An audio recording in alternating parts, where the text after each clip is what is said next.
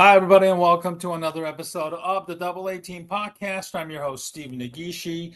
Thank you for joining us once again tonight. With me, as always, is my co-host from Awful Announcing, the associate editor, Ken Fang. I hope everybody had a wonderful 4th of July holiday, wherever you might be tonight or wherever you might be the entire week. Ken, thank you for joining me. I hope you had a wonderful 4th of July holiday weekend. As usual, Stephen, things like these are never long enough, but always good to celebrate the 4th. And it was good to have a day off, but always good to have it during a weekend. So it's nice to see that too. Absolutely. All right, let's get to the our first topic. This is more of a late developing one. MLB All-Star starters and reserves have been announced. And I'm going to try and pull up the starters and also the reserves in just a moment. But the All-Star game, we've touched on this in our previous conversations, maybe about a year ago, about the baseball, etc. The formats and everything. Here's your starter for both leagues. From the American League, Cal Raleigh, who leads the league in home runs with 35, is your catcher. Vladimir Guerrero, first base. Gleyber Torres, Tigers, former Yankee. Jose Ramirez of the Guardians. The shocker here is, of course, the Jacob Wilson, who is a rookie who was drafted not too long ago, maybe 2 years ago, is a starter already. I don't think he wasn't even a starter when the season started. And then you have the outfield of Aaron Judge, Riley Green, and Javier Baez. And then Ryan O'Hearn, of the Orioles, is your DH. I think the big story, of course, is the Tigers is being well represented here. The biggest shocker, of course, is Javier Baez, whose career was literally on the ropes, when he signed a massive deal to join the Tigers. His first 2-3 years has been absolutely abysmal. I think his career was kind of on the nosedive, even when he was with the Cubs, of course. But, I'm really, really happy for Baez. I live out here in Detroit. People have been, very, very critical, and rightfully so, because of the money that he was receiving versus his poor production. And he might not have even been on this team if the Tigers decided to just cut their losses, like many had been clamoring to do. So that's a very nice redemption, nice comeback story there for Javi Baez. National League catcher, this is basically a lot of the Dodgers and a lot of the Cubs, well represented, since both teams are doing very well in the National League. Will Smith, the catcher. Freddie Freeman, the Dodgers, first base. Ketel Marte, the second baseman. Machado, Lindor round out the infield. Ronald Acuna Jr., who missed most of the games this year after coming back from, I believe, ACL injury. And then you have two Cubs outfielders, Peter Crow Armstrong, Kyle Tucker, and then Shohei Ohtani, of course, is the DH. Really pretty heavy lineup, obviously, of, again, the Dodgers and the Cubs, well represented in this one. And, the one that really, this is going to be very interesting lineup, in my opinion, which obviously takes place next week. But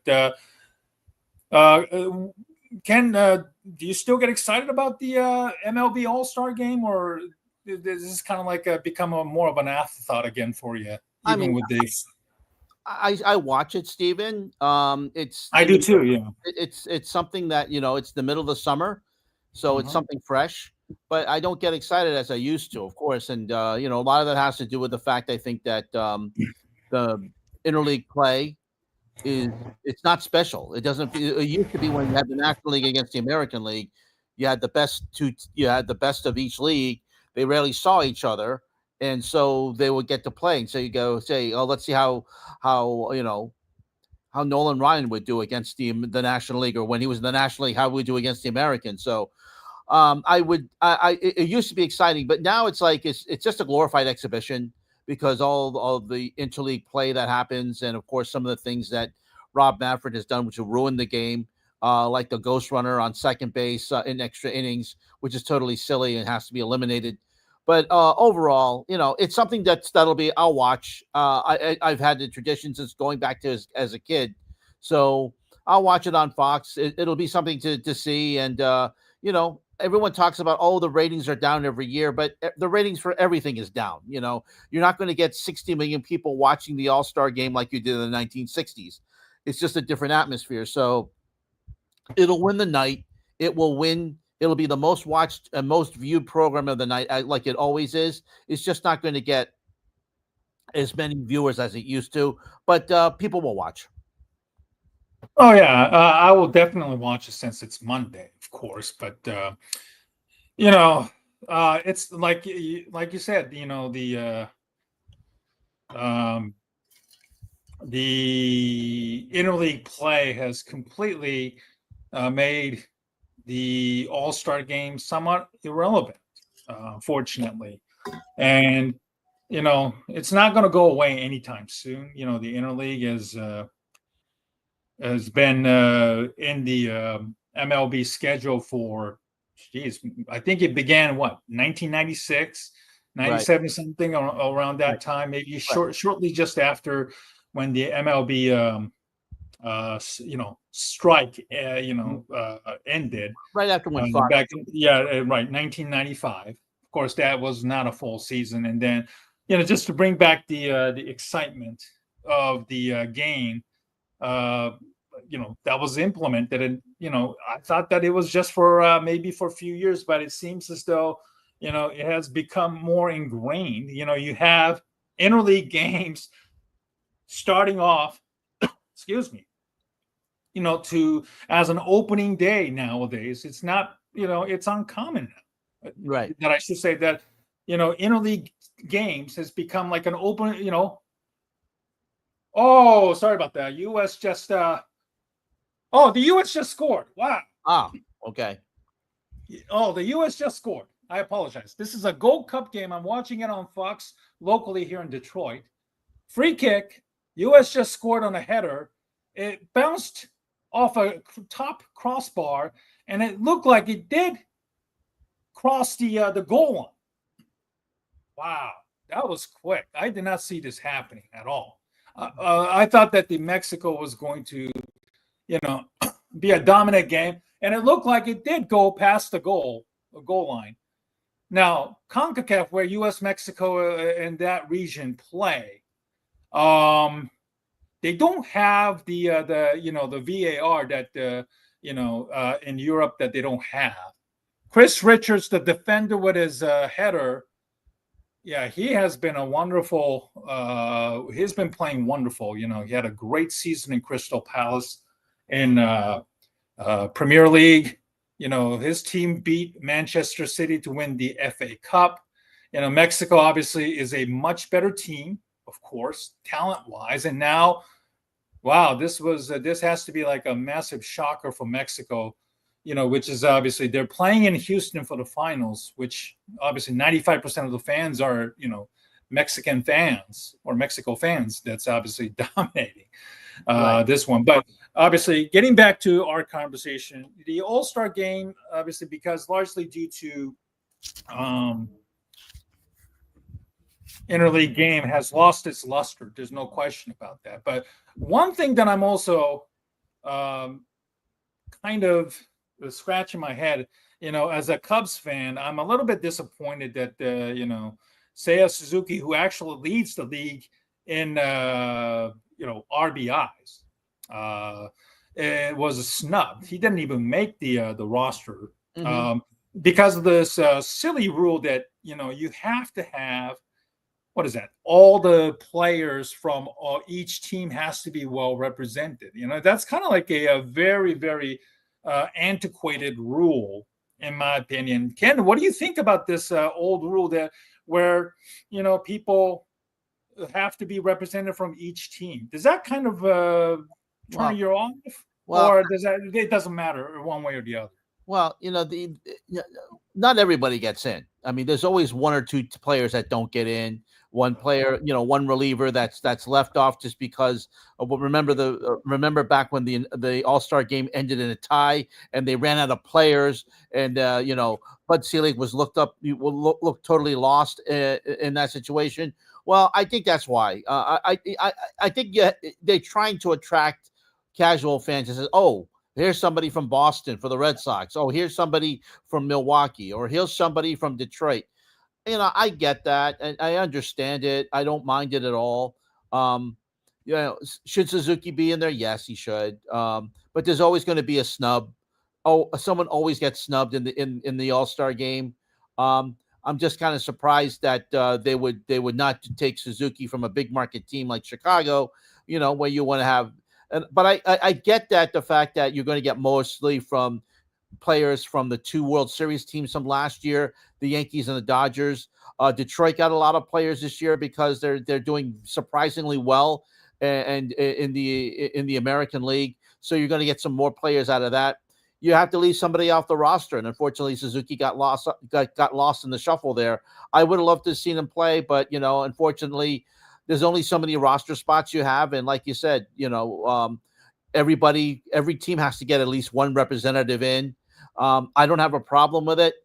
Although, like I said, there's always going to be one player that doesn't get in because they have to be ready in case the situation of a tie where you have to keep going. So I just think that, I don't have a problem with it, but at the same time, I can see that, your feelings about one of your Cubs getting snubbed. Well, it's not just because the Cubs, a Cub player getting snubbed, and I'm not just being a homer here. This is a player that's well deserved, right? Being named to the All-Star. So I just feel that sometimes maybe these rules of having one player from each team, regardless of the record, being represented, really does not seem to suit well for many casual fans who are just probably wanting to see some of the bigger names from bigger cities or more well-deserving players getting more well-deserved attention. Even if it's a bit skewed.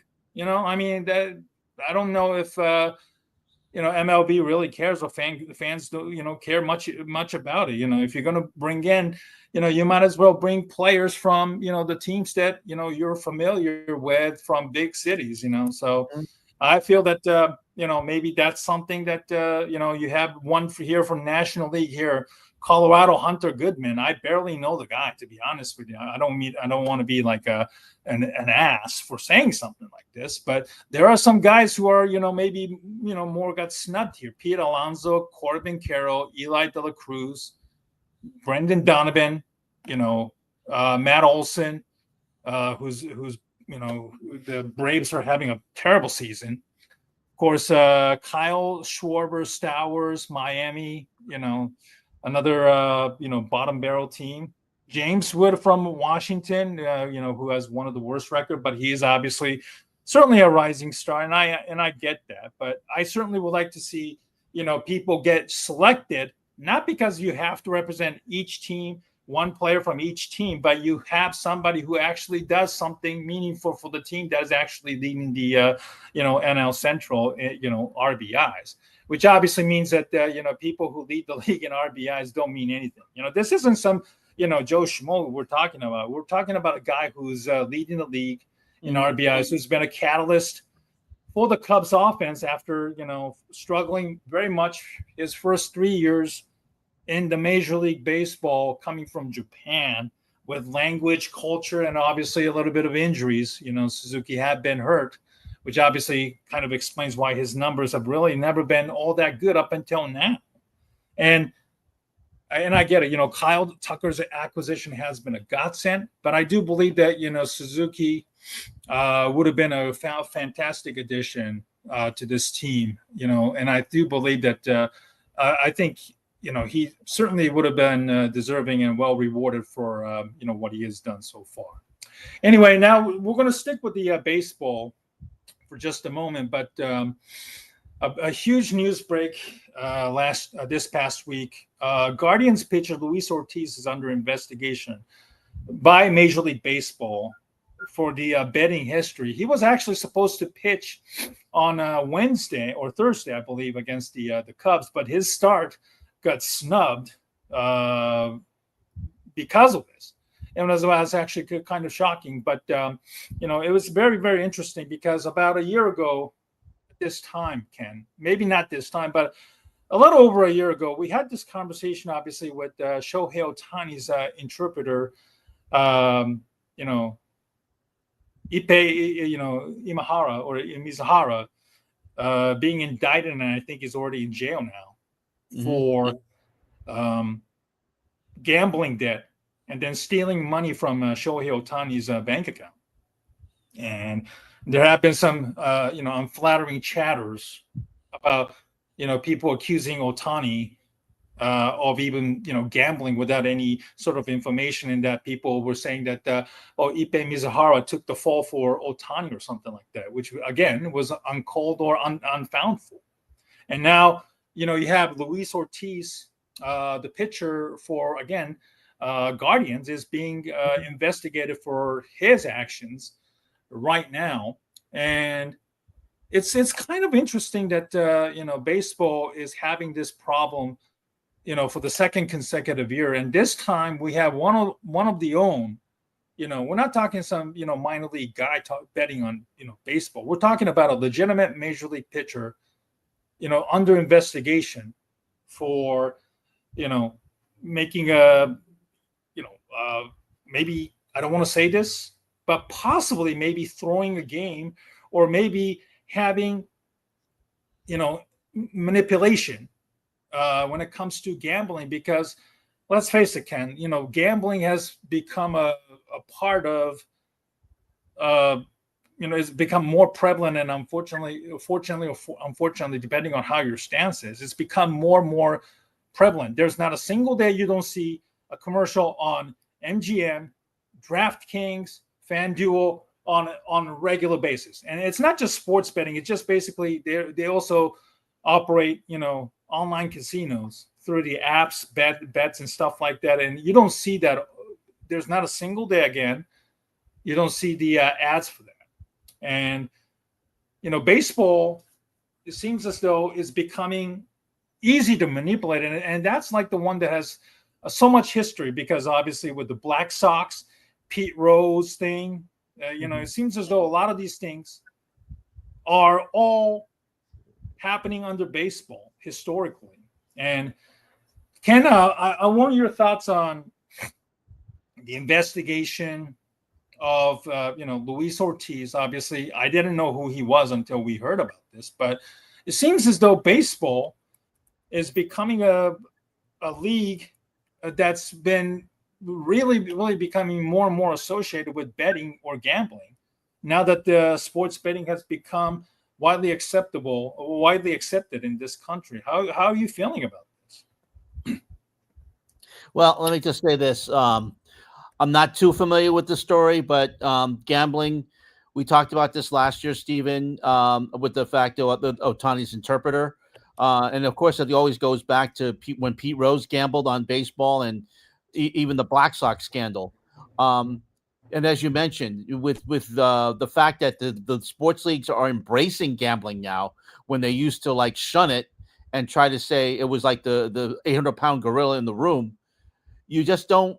It's now with all the, as you mentioned, with all the easy access to the FanDuels and the DraftKings and casinos nearby, ESPN Bet, Barstool has their own casino as well. You're not surprised to hear that a Major League Baseball player or somewhere in the other four major sports and even college would want to gamble, and even though it says in the locker rooms, you cannot gamble on the games, and you still hear about it. There was also a tennis scandal also as well, back in the early 2000s, in which there was betting, there was activity on one match too. So about the potential of throwing matches. So this has got to be something that I'm sure is. An article came out just last week saying baseball is more susceptible to this than the other sports, and I agree with that. I really do, because the fact is that you have more games, you have the more potential to have influence and outcome of the game, especially if you're pitching. Um, you might want to say, if you bet on your team to lose, you can say, hey, maybe make it look like you threw a fat heater out there for a home run. Or if you bet on yourself to win, maybe you throw a little bit extra harder to try and strike somebody out. So I don't know. Major League Baseball, when gambling was legalized, it basically opened up a can of worms. And now it's to the fact is that you can't put the genie back in the bottle, Stephen. We know this, but also at the same time, maybe the Major League Baseball and the sports leagues have to increase their security in order to get to get, and also increase pressure on the players not to gamble on their own sport. But it's kind of tough to, when you see all the access to and the casinos and gambling ads splashed all over your ballpark. Yeah, Jeff Passan here mentions, I'm highlighting his comments here on your website, Awful Announcing. Passan is alluding to the proliferation of live betting in particular as a danger to the integrity of MLB games, because baseball stops and starts frequently, creating new outcomes with each pitch, at bat, and innings. It is an ideal betting sport. In basketball, hockey, and soccer, there are fewer individual moments to bet on because the sport is fast-paced and free-flowing. I think we could also add that with football, whether it's college or NFL, you have plays being blown whistle dead on each play. So there is each new downs. Certainly, it's because of the popularity in this country. It's also it's big to gamble in this country. Because we always had fantasy football, which I played before, though I haven't played in a long, long time, of course. And the numbers from each individual players, regardless of the what position they play in, especially on the offense, it fluctuates, which obviously makes it a huge gambling opportunities for overs and unders and parlays, etc. So again, I do agree with that. That baseball historically has had problems with gambling, whether it's the league, the players themselves having these problems, and it's susceptible, especially players,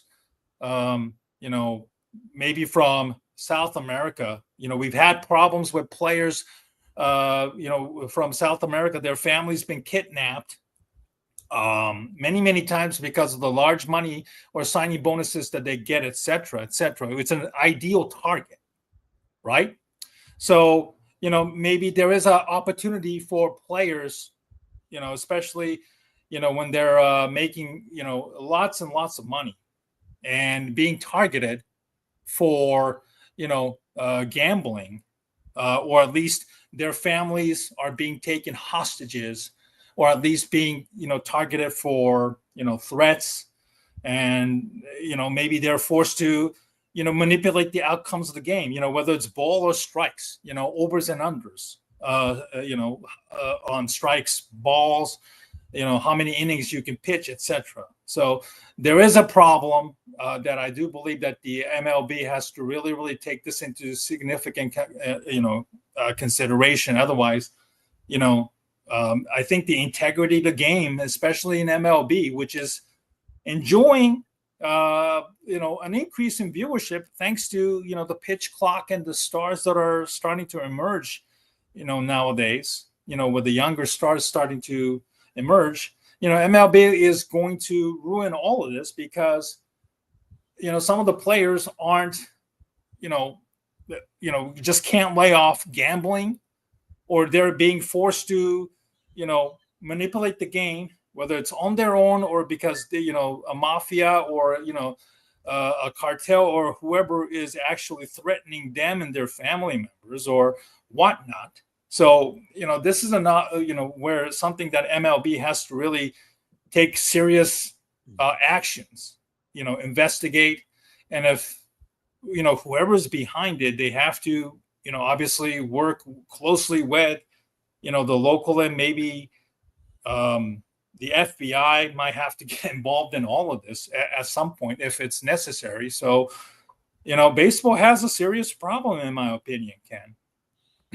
Yeah, I agree with that. And baseball's got to act on it. Like I said, they've had major scandals before. In the Black Sox scandal with the Chicago White Sox in 1919, that's when Kennesaw Mountain Landis had to come in and clean up the sport.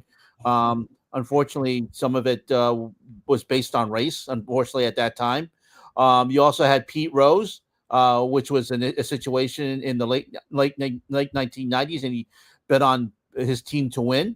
That's what at least he said. And the fact is here now is so you're having a situation where you're hearing more about potentially more players betting on baseball, and that's something that's got to be watched. The commissioner has to come down strong and these penalties. We have to see. I mean, of course, we talk about with last year, Stephen, about Ohtani's interpreter being involved, and no evidence, of course, with Ohtani himself. And it looked like at least Ohtani was very surprised about the fact that he had to trust on this person and taking his money.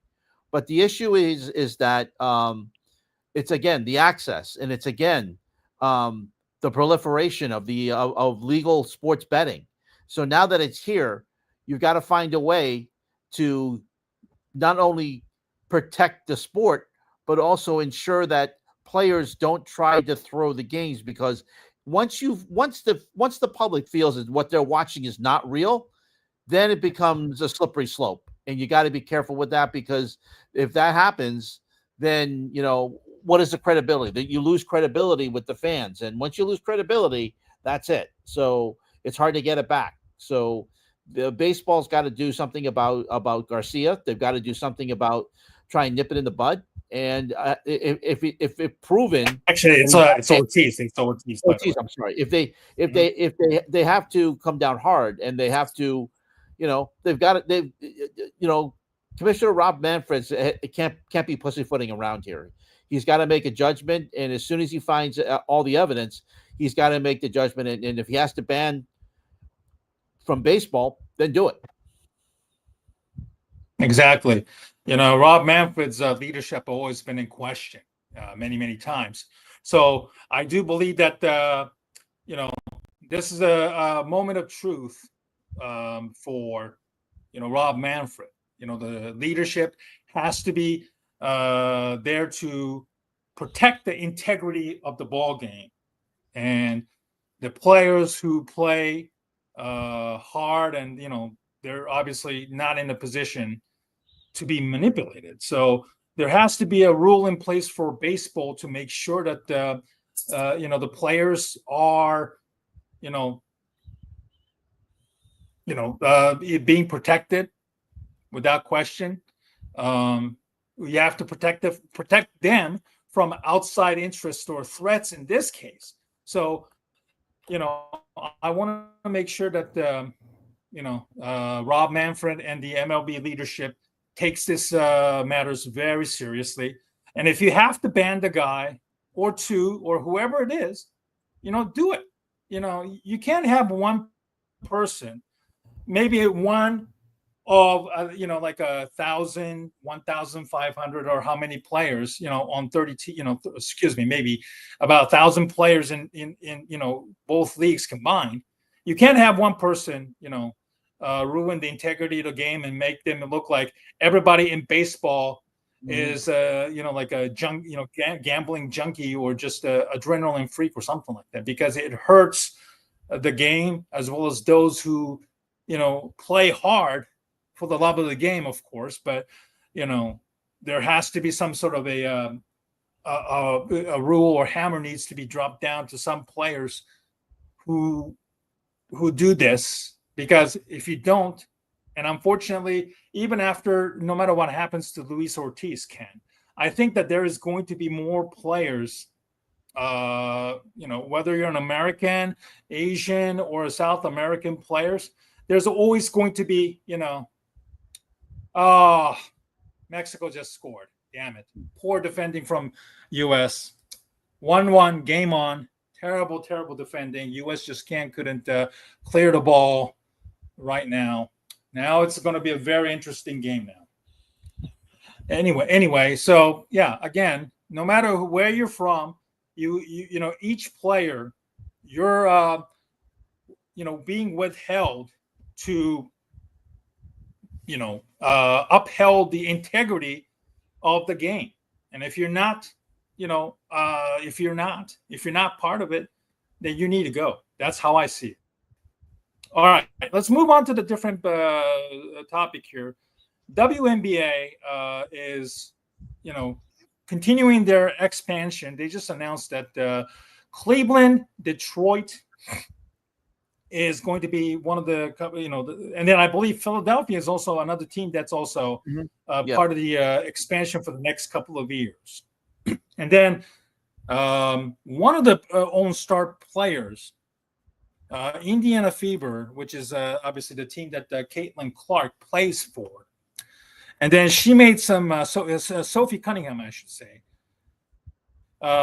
She made some snide comments about, the Detroit and Cleveland being on the expansion list.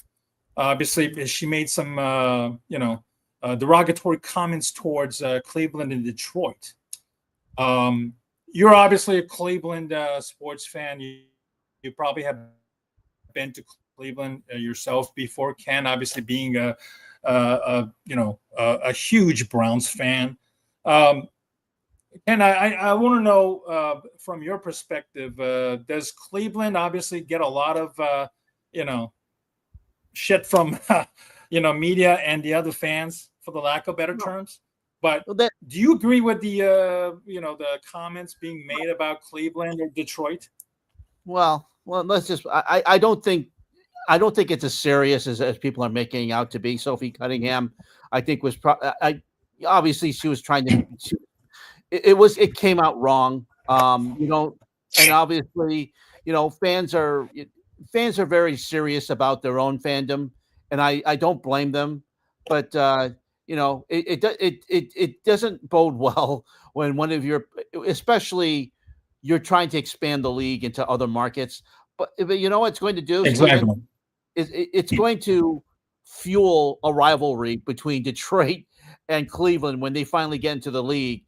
And especially if Sophie Cunningham is still in the league at that time when Cleveland and Detroit entered the WNBA. I know it's going to be staggered. It's going to be between 2028 and 2030, I believe, when all these teams come into the league. So it's going to fuel that. I think Sophie Cunningham could have chosen her words better. But as someone who's, we got to get that out of there. As someone who is, a Browns fan, I've seen. You get that. As someone who is, has seen Cleveland get ragged upon, some of it justifiably so. But in this case, I don't know what shots were fired. I'm not going to take it seriously. I think Sophie Cunningham learned a lesson, and also too.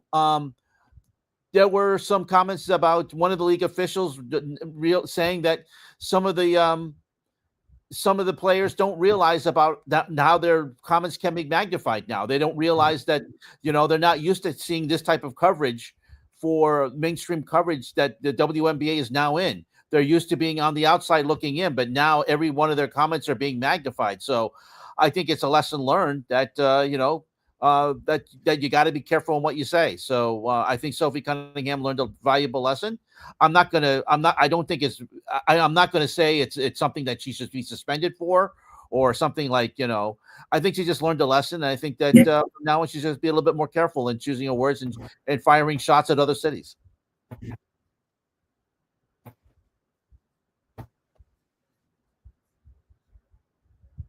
Steven?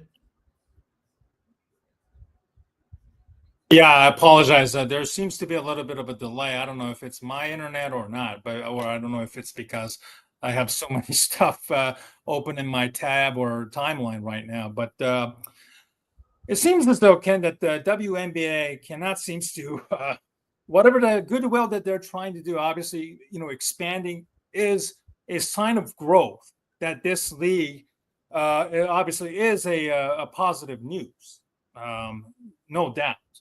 But it seems as though their own players, we've had that with the racial tension between Angel Reese and Caitlin Clark, et cetera, and now one of their own players having to, I don't know, making an excuse or having to re-clarify her own comments about what she, said towards Cleveland and Detroit and so forth.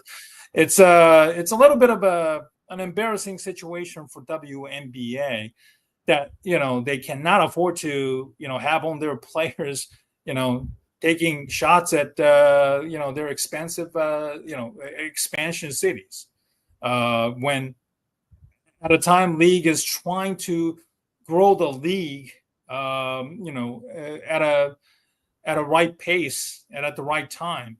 And it seems as though there are a lot of players that needs to understand that how delicate it is for the WNBA to have not only the support of the fans, but also from the media partners, et cetera. So hopefully that this is a lesson learned for Sophia Cunningham as well as the others, that the WNBA seems to have players that sometimes that always seems to shoot their own mouth and then having to get into trouble very later, and then having to embarrass themselves.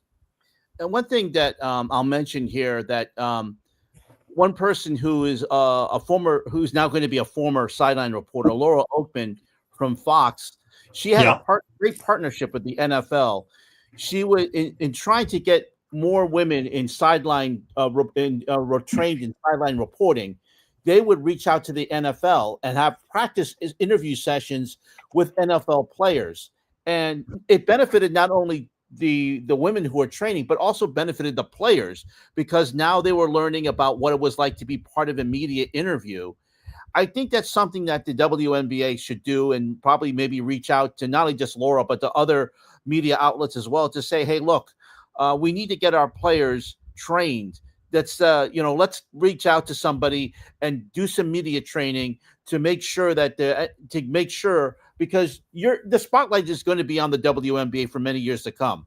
As we mentioned about not take the genies out of the bottle, with all of the attention, especially with Caitlin Clark and the viewership on the WNBA and an Indiana Fever game without Caitlin Clark. By the way, the Commissioner's Cup got over 1 million people watching on Amazon. So the media spotlight is going to be on the WNBA for many years to come. And so I think it would behoove the WNBA to do off-season training. That's similar to what the NFL does. Reach out to a reporter to say, hey, look, why don't you bring some people in? We'll do a day session with the players and teach them some media training, potentially see some of the pitfalls of doing a media interview and doing that. And I think it would help out the players as well. It'd not only help out the reporters in training, but also help out the players too. And I think that's something that the media, I think that WNBA, I think it would help them, because like I said, the NFL does this with Laura Oakman, who just recently retired from Fox Sports. She has a great company called Galvanize, and I think we're going to get her on the air, get her on our program, Stephen, to talk about it. I think it's something that it would behoove the WNBA to reach out to Laura Oakman to say, hey, look, we need our players to do some media training. Why don't we do a day session with the people you're trying to train? And not only that, it would help our players as well. I think that would go a long way. Yeah, Laura Oakman, who just retired not retired, but left the sideline reporting for Fox Sports after 20-some years. Certainly would be a perfect role model for female athletes, and it would be awesome to have somebody of her caliber even on our show, to discuss her career and what her future goals are in terms of getting women more involved in the sports broadcasting, and how she can enhance and empower her knowledge from her time with Fox Sports and Westwood One, among other things. So I do believe that the players need to, now that they're getting a lot more attention, thanks to Caitlin Clark and Angel Reese, mind you, it's important for the players to understand, who they are, and what they represent. Obviously, they want to be a positive role model, especially for women in sports, as well as in life as well. So, whatever the power that they have been given, or at least the money, also, the notoriety that also comes with, now that they're being on television more than ever. They also have to have an understanding that everything that they say and do, whether it's in front of a camera or on social media, which obviously they utilize that a lot, it will be scrutinized. So obviously there has to be some sort of a understanding from the players and the league officials, that there needs to be some sort of a media training, like you mentioned, moving forward. All right, let's move on to the next topic. Has sports become too expensive for an average fan? And obviously, there's no question that a lot of people will say yes to that. And then one of the reasons I say that is, the proliferation of, streaming services. There's so many of them. ESPN is also going to represent their own brand of service as well. And right. And then there was somebody that you and I are very familiar with, Joon Lee. Some of you might remember, he used to work for ESPN, and he became a victim of ESPN's cost-cutting measure a couple of years ago, and he has recently reemerged. He has his own YouTube channel as well, and then he also, I do believe, writes for Yahoo, among others. This was actually posted on New York Times, which owns The Athletic, by the way. The New York Times bought the sports website, The Athletic, not too long ago. And so he actually was on CNN as well, talking about, the average fandom has become more and more expensive. It has been being taken advantage of to a degree. And let me share the article here a little bit as well. Maybe this is it. No, not this is. Oh, here we go. I apologize, folks. $4,785. That's how much it costs to be a sports fan now. Now, obviously, we don't have time to go through all of this right now, but between tickets and streaming services, et cetera, which is obviously on the paywall, even read sporting articles nowadays, it's also become a little bit more and more expensive. And I want to ask you, when was the last time you went to a sporting event? And then do you have any, in this country, and then do you have any kind of thoughts on the, from your past experience recently, or maybe a few years back?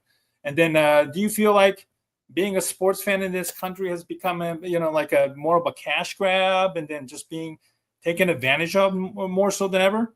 Well, I'd say the last time I went to the sporting event, Stephen, was a couple of years ago. I was unemployed, but I got to do some traveling. I went to the Phillies at Citizens Bank Park in Philadelphia, and also the Padres at Petco Park. Luckily, I was able to find some cheaper tickets to go to. Yeah. They were affordable at the time. So, but I do think that, especially with some like the big events, we talked about the FIFA Club World Cup, and also the CONCACAF Gold Cup, which are running it concurrently, but also cash grabs by both organizations, and putting them in bigger stadiums and making them look empty. We are noticing that we are seeing, of course, tonight's game between U.S. and Mexico in NRG Stadium is sold out. 80,000 fans are there, but CONCACAF was struggling to get people in the seats for the tournament as well as the FIFA Club World Cup. It is one of those things where who can afford to go. In addition, I also say this too about sports entertainment with the WWE. TKO has also priced out fans as well. Tomorrow, they're going to have an event, WWE in Providence. And those tickets are normally, which were used to be very ticket friendly and family friendly, to buy tickets there. If you want to bring your kids, if let's say you bring a family of 4, it's going to be costing you almost above $200 or $300 to go. And, in this day and age, it's kind of tough. And plus, you have to get concessions. You got to get maybe some souvenirs. You're ranging over like $500, and that's like a weekly, almost for some families, a week in pay.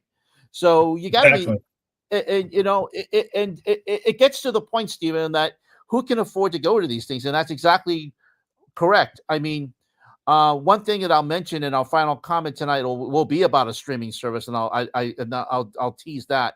But it's to the point where and a great point by Joon Lee is that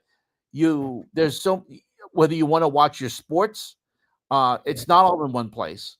It used to be you knew it was going to be on ESPN, CBS, NBC, ABC, some other cable channels as well, but you would all see it in one place on your cable streaming platform, on your cable platform. But now with so many things spread all over the place, Nesson has its own, in my area, has its own stream straight to direct to consumer, and it's not on YouTube TV. Peacock. You have to have Peacock to watch all of the Olympics. You have to, you have Paramount Plus. If you want to watch the entire UEFA Champions League, you have to have, in addition to seeing games on CBS, you have to have it on Paramount Plus. It's get to be the point where you can't afford everything to watch, and if you want to go to a game, you gotta plan a maybe 2 or 3 weeks salary. So that's totally unfair. It's totally unfair to fans. It's totally unfair to people who are working, and you just want to know. The problem is how much is too much, and when are the fans are going to say no? Because once the fans say no, that's when that's when the teams will say, okay, we'll start losing money. But right now the NFL is still sold out. The fans are still going. Same with Major League Baseball. Attendance is very good. NHL and NBA very good as well. So, but you want to know to the point how much is too much, and we haven't gotten there yet, but we are getting there. It's getting close. Right, and I do worry that I've talked about this many times. The people who govern these sporting organizations, both pro and amateur, commissioner, chairman, those people are, they really don't have, the serving interest of the fans, and more importantly, the league and the players. The players have suffered a lot. We just witnessed Jamal Musiala, who is a German national team star, suffer a grueling injury. This comes after he suffered a serious injury, and then having to play in a game that really, does injustice after suffering a serious injury, where it was a grueling injury that might forces him to miss maybe basically half of the season just before the World Cup, which is a very, very important time for a young player like him, who is going to be representing Germany and perhaps being seen as one of the stars in the upcoming World Cup. And, obviously Bayern Munich officials were upset about the injuries that was caused by, Gianluca Donnarumma, the goalie for PSG. et cetera, et cetera. But the fact of the matter is, the players are forced to play in this grueling conditions, long after they were done playing. And now, in a matter of a couple of weeks, they're back into training camp. Just before, just getting ready for the start of the 25-26 season. So the players are also being taxed as well, at the expense of the leagues and the governing officials, who are just trying to exploit the players and the fans, for these bucks. And let me just pull up an information from your website as well. Awful announcing. Russell Dorsey of Apple TV and the MLB Insider said something that would probably anger a lot of fans here. But before that, let me just play a clip of Joon Lee. He was on CNN to talk about this, and I'm going to pull up an interview on the current state of the sports fandom. Let me pull up the information here. Here we go. Let me play this clip right here. This is from his on YouTube Twitter handle. Joon, I'm worried not only about the financial cost, but also the societal cost. Something you wrote, I'm going to read aloud. The result isn't just inconvenient, it's lonely.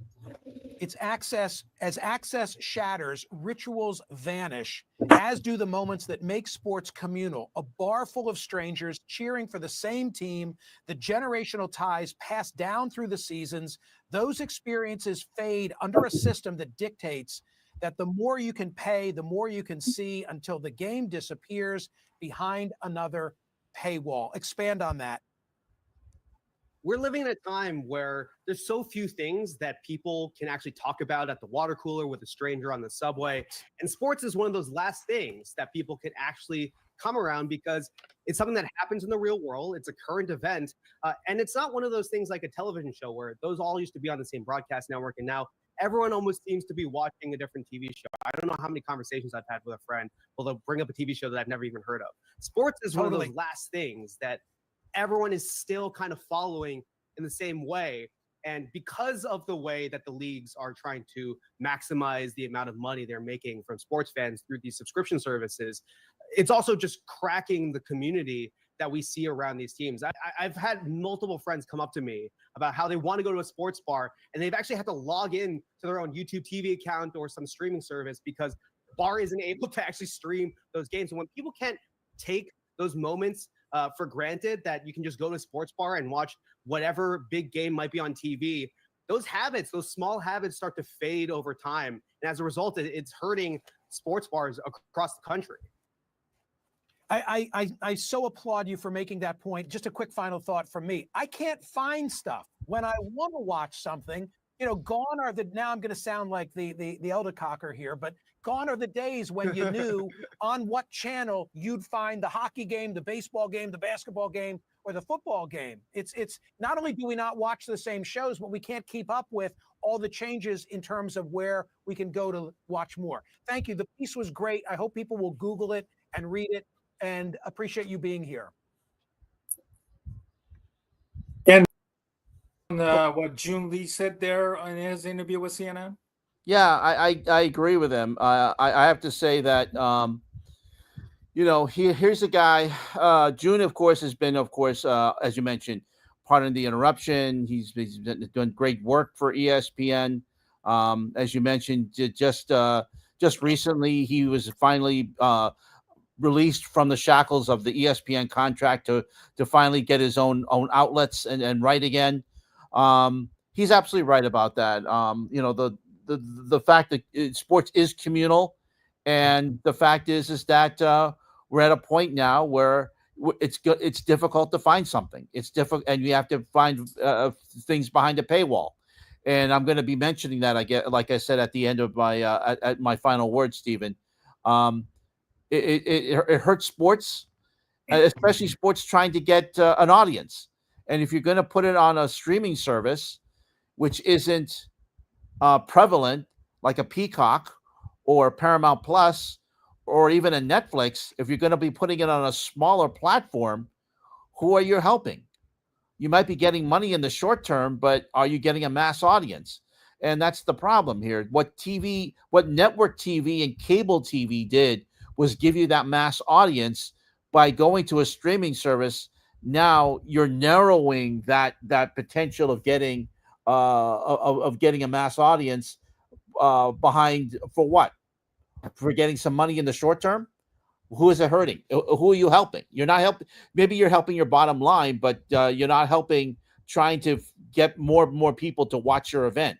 So, it's something, it's, do as you do, but the devil is in the details. So, we're still in the Wild West here with streaming here, and also with pricing, and trying to increase prices here, Stephen. So, where that bubble is and when it's going to burst, I don't know. We might be starting to get that point right now. Maybe we're at an inflection point. As I said before, you have the networks. Again, you have people like Gianni Infantino, an apologetic, douchebag from FIFA, trying to put the Club World Cup because, FIFA wants another money at the expense of players' health. At a time when the U.S. is having a World Cup a year before, trying to tap into the network, or at least the soccer market in this country, and pricing out the fans by charging an exuberant amount of tickets for a match that none of the fans really can understand, don't know the team, or can, and more importantly, cannot afford to go because it's priced out, and it happens at a time when you're holding a game at a 60,000 NFL stadium when only barely 25% of the 30% of the stadium is completely only sold, so that's like less than 20,000 fans, and you see nothing but a vast empty stadium in some of the games of teams from another country that you've never heard of or you have no interest in it. So, you have some sort of these people who are in charge of the league showing their true colors or idiocy, right? And it's almost embarrassing that I think, the players are starting to get fed up as well as the fans. I think we are starting to see that point right now, 5 years, perhaps. And, this is, one of the comments that I wanted to highlight before I switched over to Joon Lee's interview on CNN. Russell Dorsey of Apple TV are defending the move. I know people hating stream live sports and want things to be what it feels is more accessible. But at one point do we move past why is the game on blank insert streaming services? There are only going to be more streaming services getting into sports, not less. And then from the rebuttal here, in your website, Buffalo-based columnist Mike Harrington criticized Dorsey's take as being influenced by his employer situation with the Apple TV. Says the guy paid by the Apple TV. Woof. And then they have more of this back and forth between Dorsey himself and Harrington. Now, I don't know if you had any, thing to do with the editing or writing or putting to this article. I did not. Okay, but now that obviously it's seen here before, do you find it funny that somebody like Dorsey is actually openly defending these types of moves? No, And then he knows where his bread is buttered, Stevie. He's not going to say, "Oh, isn't it terrible that it's behind the paywall?" And when Dorsey is on the pregame show for Apple TV for Major League Baseball, so I'm not going to, he knows where his bread is. He's not going to anger Apple by saying, "Oh, isn't it terrible that you can't find the games on the streaming service that I work for?" He's not going to say that. So, but he does have a point. It's not. It is going to be more, not less, and we have to be ready to the point where we're going to have to say, enough is enough. I'm just going to have to not watch that sport or my favorite games or my favorite athlete on the streaming service because I don't want to shell out another $25 a month for this. So it's getting to that point, Stephen. And if let's say Netflix was able to get rights for 3 or 4 sports, you can justify saying, okay, it's there. Or like with Peacock, not only having the Olympics, but they also have Big Ten football, Big Ten basketball. They have the Tour de France this month.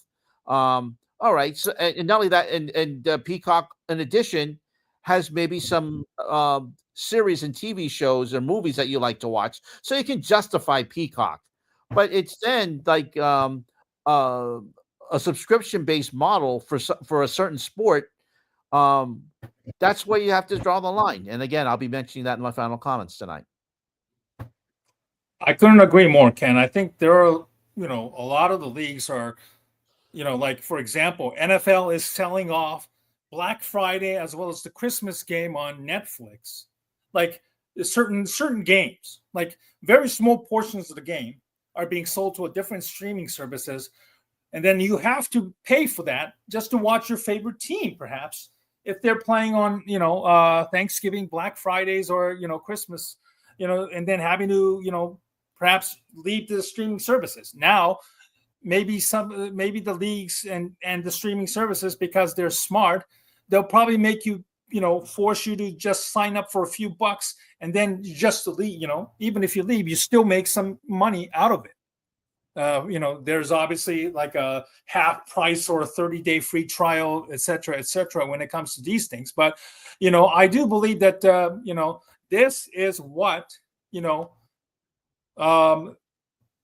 fans are starting to, reach their boiling point right now because of these so many fragmented services that is being mentioned here. The landscape will remain quite as fragmented as it is today. You have individual games, individual leagues selling their different, products or packages for, to make a quick buck nowadays. But, because the world we live in today, the money will eventually run out, fair or not.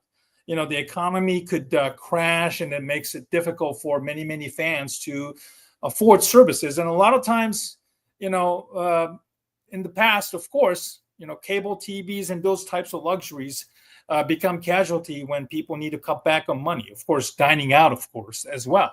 And if you stop going to sports bars, B-dubs, and even the ones locally in your neck of the neighborhood, it does suffer. So this is one of those times where, you look at these sporting events and you wonder, who are they serving and for what purposes? And, that's something that, you and I obviously will continue to discuss this, because there's always going to be certain people, are working in cahoots to, make money at the expense of, again, fans, and also the, risking the health of the players who are involved in it. Right.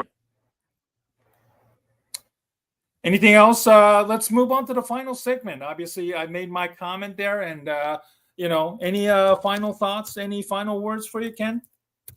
Yeah, I do actually, and it's going to be related, Stephen. I'm going to have to. I'm going to talk about yesterday's event.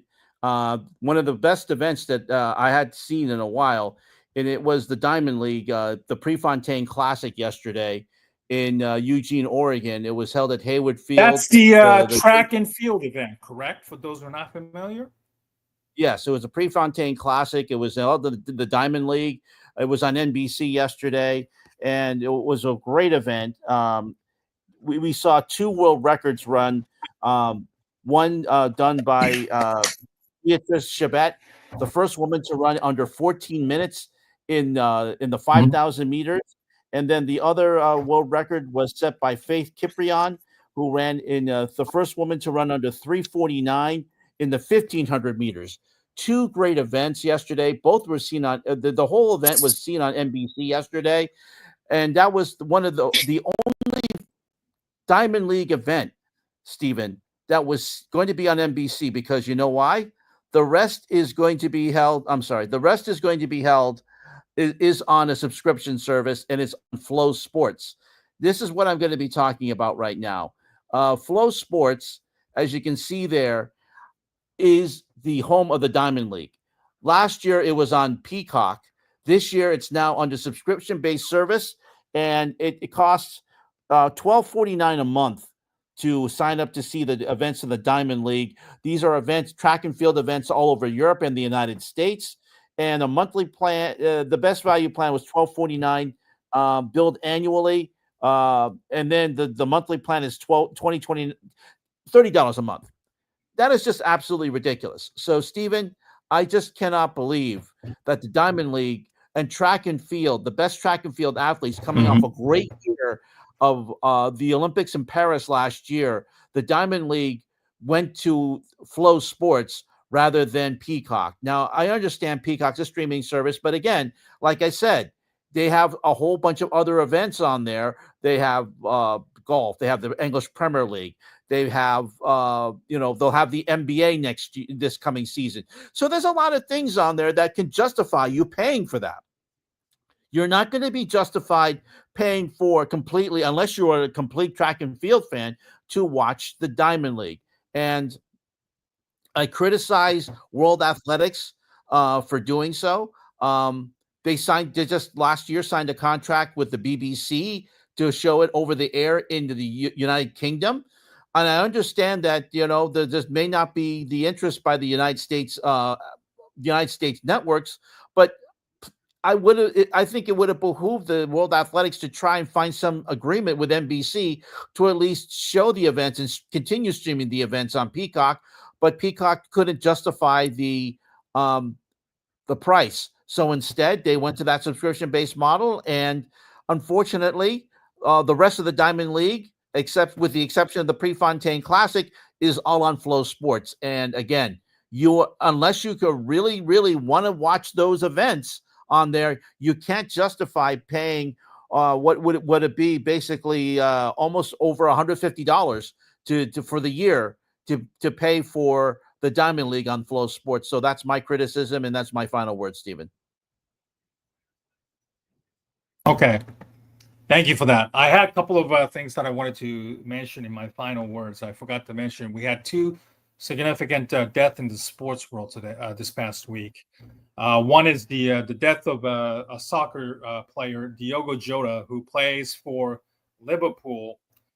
He was killed in a car crash along with his younger brother, who plays on the second division in Portuguese league. It's a shocking story. I've heard of the player, not familiar with his word. It's kind of sad that 7 days ago, this is from our past guest Taylor Twellman, showing the marriage of Diogo Jota right here with his 3 children, and then 7 days later, you lose your husband and and their father. So it was a sad, and also kind of put things into perspective of who these people are. Outside of their athletic prowess, that they're also a husband and and a father too. So it's a sad passing. Somebody who is still 27, 20 years old, playing for the Portuguese national team. Maybe not the like a superstar level like Cristiano Ronaldo, his fellow countrymen, but certainly a member of the Portuguese national team, and has a lot of respect. You see a lot of celebrations and Club World Cup, and also in the Gold Cup tonight. Honoring the death of Diogo Jota tonight. So that's number one. And then also, as a former Chicago, as a sports fan in Chicago, this was also a very sad passing. Bobby Jenks, former member of the 2005 closer, who actually closed the game to win the World Series back in 2005, died of after succumbing to his battle with cancer. He was actually in Portugal, speaking of which, getting treatment, which kind of underscores how messed up it is to even get a decent, a medical treatment in this country because of the, lack of, medical coverages. But here's what drew anger from the fans. Bobby Jenks, a two-time All-Star pitcher for Chicago White Sox, who was on the roster when the franchise won 2005 World Series, died on Friday in Sintra, Portugal, the team announced. Actually, because again, he was actually the closer who closed out the game. Yeah, Game 4, I believe this was a sweep against the Houston Astros back then. Against Houston, right. And he was a big part. He wasn't just on the roster. He was a big, major part of the reason why the White Sox won that World Series. It was just the year after the Red Sox made their surprise sweep of the St. Louis Cardinals in 2004. The White Sox had a similar run on their own, galvanizing North Side fans, Stephen. South Side, South Side fans. It was great to see the Chicago fans, and it was actually the first Chicago championship of the 21st century. So it was great to see that. Of course, it led, of course, eventually to, a big flood like for the Blackhawks and the Cubs later on in the next decade. But the White Sox were the first ones to win in the 21st century. And it was great to see that. And Bobby Jenks was a big part of that. And ESPN really, I don't understand what the social media team was thinking, just saying on the roster. I mean, anybody could have been on the roster. He wasn't just on the roster, but a key part. If he said it was a key part of the roster, then I think people would let it go. But just say on the roster is just like saying that he was a bat boy. It's people who know Bobby Jenks was a big part of that, and our thoughts go out to his family as well. And also we're mentioning that. I hate to mention that. But also Lyndon Byers, former Boston Bruin, passed over the week also as well. He also became he led the Bruins in penalty minutes for quite some time, but also later became a radio personality on sports radio, well loved in Boston. He passed away too, so we want to mention him. And also too, we want to give our thoughts to the people of the Texas flood victims, especially those who passed in Camp Mystic, those young girls, 8-year-old girls who passed away, some 22 of them. We give our thoughts, and whatever you can, whatever charity that is going to be helping with the recovery efforts there, we'll certainly let you know about that in the coming weeks as well. But certainly our thoughts. I know you're Stephen. You know the Texas area. You lived in that area. In Houston, so how the tight-knit community, something like this happens to them, it's really hard. So our thoughts go out to them, and certainly hope that they can recover from this. The number of victims keeps going up. I think the last I heard is 70, which is just awful. So our thoughts go out. Our heart goes out to all the families who have lost loved ones, especially those the people who were at Camp Mystic, who just were surprised by a flash flood, which they had really no chance to survive from, and really unfortunate what happened there. Without a doubt. All right. On that note, thank you very much for sticking with us on this 4th of July weekend. Wherever you might be tonight, or wherever you were this 4th of July weekend, whether you were by yourself like I am, or with family, friends. Obviously, it's a little bit of a different feeling at this time of the year, of course, given the world that we live in, economically and politically. So I hope you still had a wonderful holiday. For those who are going back to work, I hope that enjoy your moment in time with you and your family. And please make sure that I hope you remain optimistic and enjoy your holiday, how many hours that's left, and then keep moving and keep pushing yourself. And thanks for the 171 people who joined us tonight on this holiday weekend. I should and I should mention this. I forgot to mention, Stephen, we're so involved in our show tonight, and we had a lot of good issues, and we thank I appreciate the discussion, and the 171 people who watched us tonight. This will be our last show for 3 weeks, because I'll be going to Japan and Taipei next week. I will not be available. I'll be getting ready to go. So the next show that I will be with you with will probably be August 3rd, which will be on a Sunday. I will return if I can do the show on July 27th. I don't think I'll be able to, but I'll be expect to be coming back on the 26th. But at least we look probably most likely our next show together will be August 3rd, as I'll be heading to Taipei and to Tokyo. I'll be in Steven's neck of the woods, his native neck of the woods over in Tokyo, and we'll discuss my trip when we get back. But looking forward to it, Steven. And like I said, probably I'll be back we'll be back together August 3rd. Ken, have a safe trip. I know I have to give you some more information about places to go, which I will send it to you via email before you go. Enjoy your trip. Don't worry about, if you cannot make it on the 27th because of a jet lag, or if you're stuck in some airport out in the East Coast and, your flight hasn't arrived or whatever.